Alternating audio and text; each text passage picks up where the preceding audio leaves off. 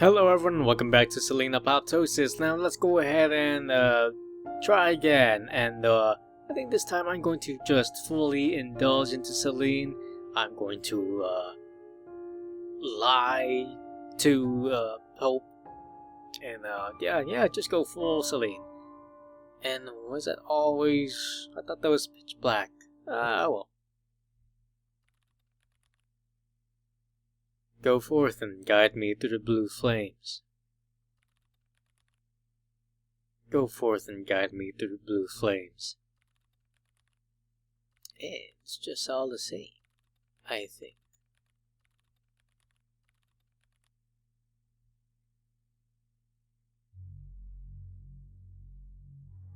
Okay, let's go ahead and skip this.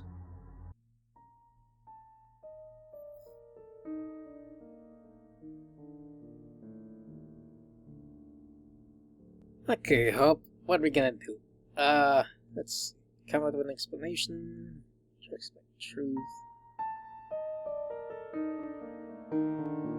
What did we do last time? Let's see, I think we should lie. Oh, the hairs. That's what you're talking about. I mean, I don't mind, but... You sure you want to change the color just because the delivery guy? A delivery guy? Yes. I sometimes order food. I've had a lot of dark-haired delivery guys lately. Fascinating. And what were all those delivery guys doing in our bathtub? I don't know. I don't know, Hope. Maybe I got distracted. A couple of times, maybe. You know, if I get a call from the agency, I switch immediately. Hope listened to the explanation with an unreadable expression. At least that ghastly smell was gone. Even felt a little bit better. Maybe the carrier's prowling around the apartment while I was distracted. God, why did I think of that? Maybe that's why my stuff keeps on disappearing. Who knows? Hope smiled bitterly. At least we found out it wasn't a cat, huh? Even felt like all the skin above the collar filled with heat began to throb. Membranes, valves, whitish films, yellow bones, innards shining, just like berry jelly. Pulsating, contracting, trembling. He then closed his eyes involuntarily, as if he could squeeze a vision out of them. Ethan, are you okay?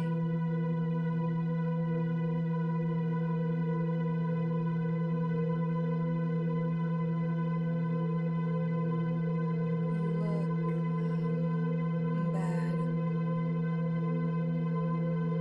bad. At least there was no mockery in Hope's voice. Yes. No. Ethan leaned on a table and rubbed his face with his hands, stretching the skin. And even vessels in places where they get very close to worn red upholstery. He clenched his teeth and slapped his cheeks. The vision finally disappeared. No. Everything's not okay. Not okay at all. I'm sorry, Hope, but I don't know what to do about it. And that was true. Is there anything you want to tell me? Ethan shook his head. If I knew what I wanted to say, I would have said it already. I should just call the police and let them sort it out. It's their job, after all. I'm tired of all this. Hope sighed. I'm tired too, Ethan. And it's not even the end yet. What? It's not the end of the month. Perhaps I should start sorting things out now. Otherwise, there'll be no business for me when the paycheck arrives. Hope got up, slowly, as if hesitantly.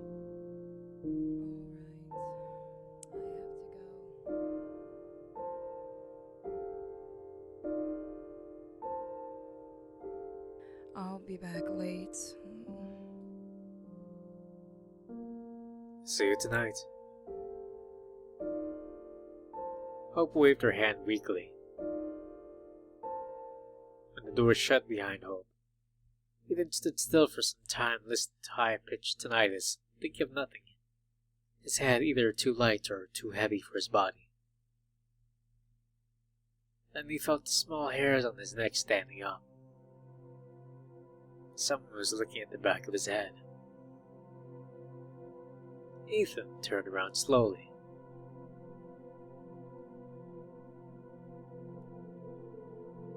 Calling the police. Ethan spoke each word loud and clear. It was a decent plan. An actually decent one.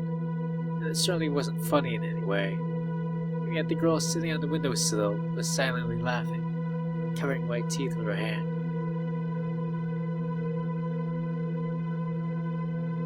The girl from the supermarket. The girl from the dream.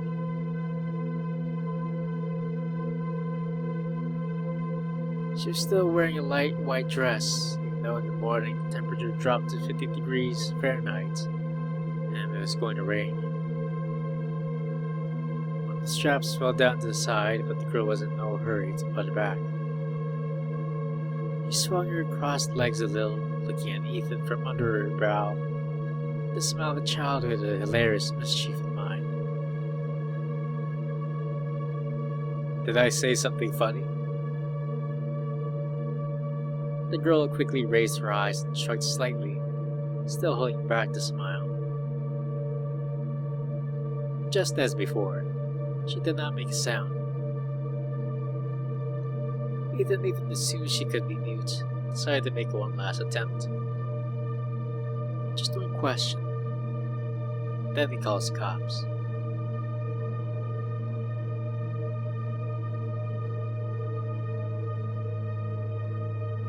I should save here, just in case.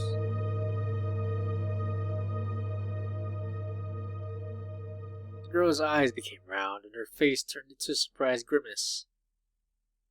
Overly surprised. Ethan immediately remembered the time when he and Hope came across a couple of street mimes. She poked her thin finger into her chest, which made her tense nipples show up for a second under the thin fabric of her dress. Me? I am what you were looking for. She spoke slowly, stretching her brows with some kind of delight. A moment later, the girl reached for something behind her back, quickly pulled it to her lips, and took a sip. Ethan's throat became tight with blood that abruptly rushed to his head. How did you get this? The girl traced Ethan's gesture with a genuinely surprised look. The next moment she parted her fingers.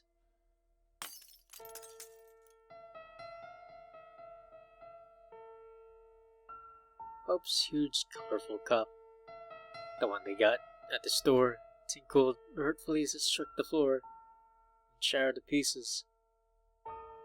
Just like that. There was a brief moment when the cup was lying peacefully on the floor. Ethan got enough time to hope it would endure the fall. and then the fragments burst everywhere at once, as a furious white light broke out from the inside. But no, that was milk. Just some milk. You shouldn't have spooked me, you know. Now look at what you've done. The poor cup is so broken. So many eeny-meeny tiny pieces. There's no way to mend it at all. Ethan was suffocating. What the hell are you doing here? What do you want from me? The girl bit her lip and twisted a fallen shoulder strap between fingers. The top of the dress slid even lower. Do you want me to leave? But I may run into Hope. Right at the door, Ethan. She forgot her pass and will be here any minute. What will the poor girl think?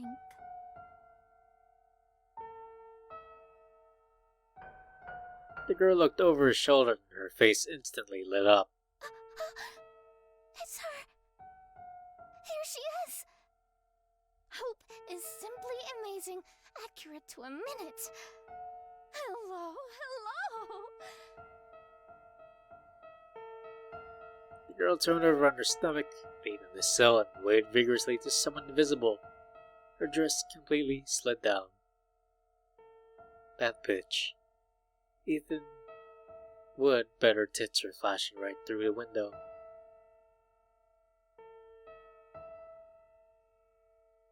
She will stop right now. He'll force some sense into her. Ethan rushed to the window.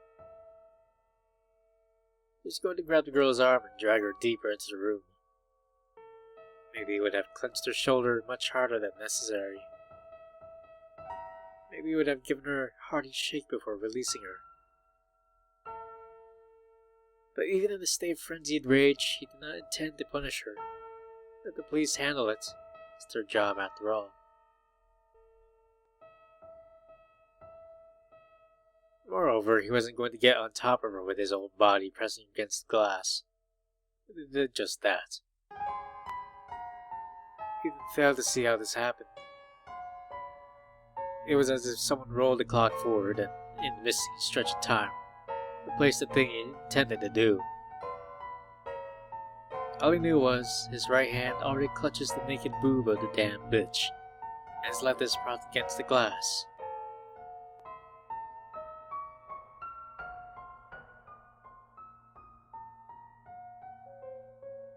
Behind the glass, far below, was Hope. Ethan saw her face. He would give his all for a chance not to see, but it seemed like someone lent him a pair of dear binoculars against his will.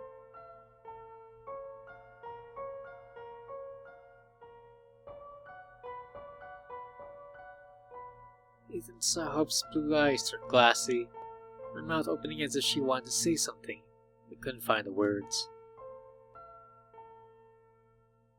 You little shit. He did not even have to pull down his pants or lift up the hem of her dress. All this happened as if by itself.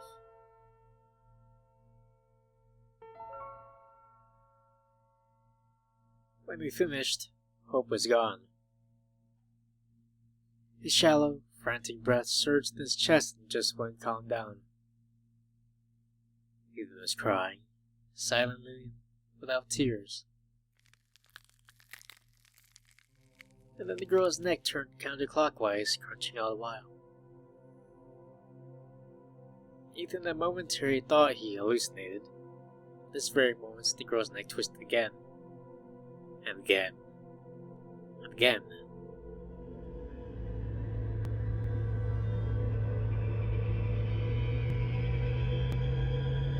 The girl laughed, and he saw her wide smile right in front of him, though she was still lying belly down on the windowsill.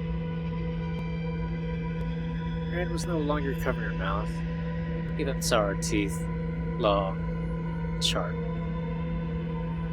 Her bones crunched, her head spun, just like the regulator wheel on the camera, and their faces were switching one after another, grinning, all of them. 1, 2, 3. 1, 2, 3. The air got thick and nauseating. Ethan staggered. He knew he will either vomit or pass out. He wasn't sure what will come up until the moment, until the merciful blackness swallowed him whole.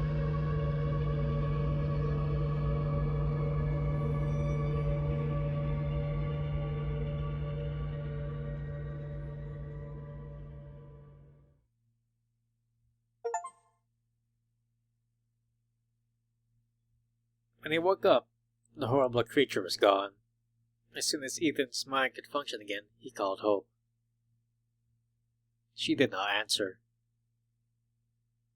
Ethan thought he could come to her office, but eventually decided it would only make things worse.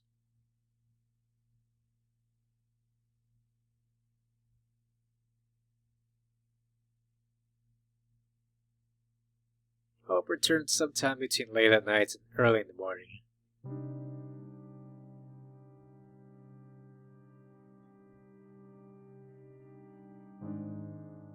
The skin on her cheekbones were taut and almost transparent, and there were deep shadows under her eyes, as if she hadn't slept in a long time.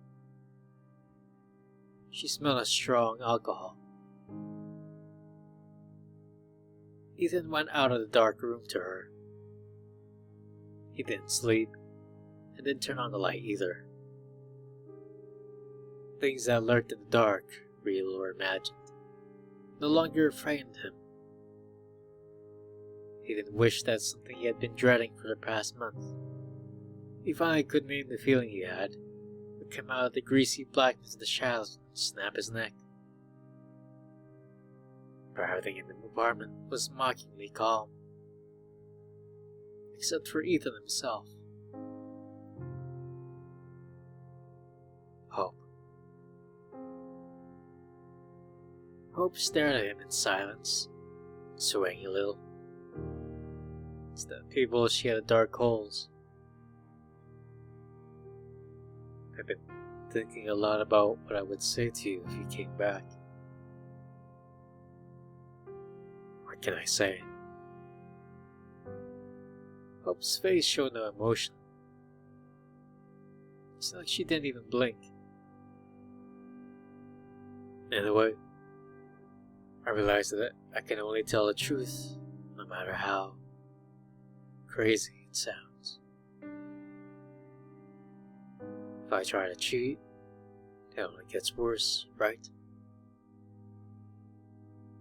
He then gave a short, nervous laugh. Anyway, Ethan had plenty of time to think about what he was going to say, but he still didn't know where to start. Some time ago, I don't remember exactly, I started seeing a girl. Who is she, Ethan? I don't know. Is it Sophie? Who? Sophie Wolf? Your student from that online course? Hope made a vague gesture with her hand. Movies from the late Victorian era. Ethan didn't know why he said that, but Hope obediently repeated it in a flat voice. I remember you were impressed with her. You always liked smart girls. And this one was also beautiful. Oh, this isn't what you think. Think.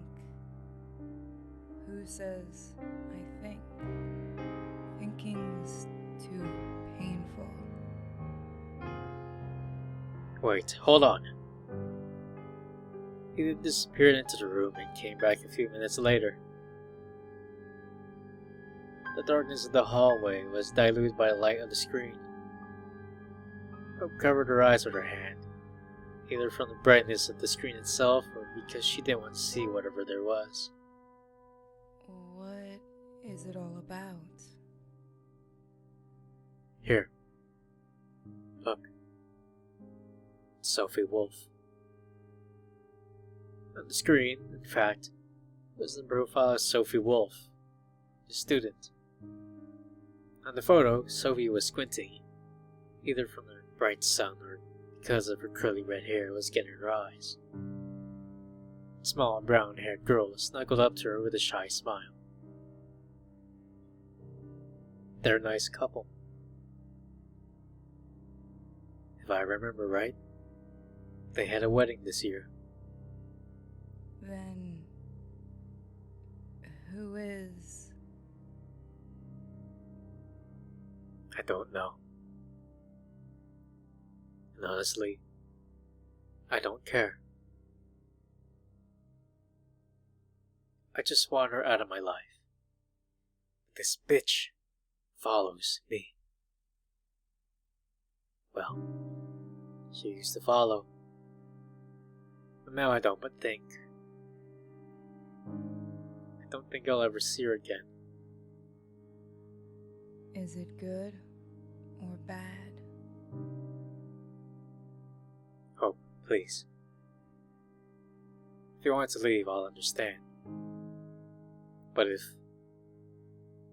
you're willing to give me a chance, I promise I'll do my best to mend it all. You can't really promise. It's too eager for the nightmare, real or imagined, to finally end. No more weird stories. Please, Hope. I don't need anyone but you. If he can get... He couldn't finish because Hope kissed him. Her bag hit the floor with a thud. The rest of the night actually went fine. Well, even more than that, except for the fact they were too busy to get me sleep. Hello. At least everything... yeah, at least everything was going okay until the moment when, instead of Hope's face, just for a moment Ethan saw... You can tell her. He mumbled something about not feeling well and collapsed on his back, panting. Closed his eyes so that Hope wouldn't accidentally catch a glimpse of what he saw. Nothing happened. It wasn't real. It's fine. She understands, said Hope. とある雨の夜に見知らぬ綺麗な人が玄関先に現れた。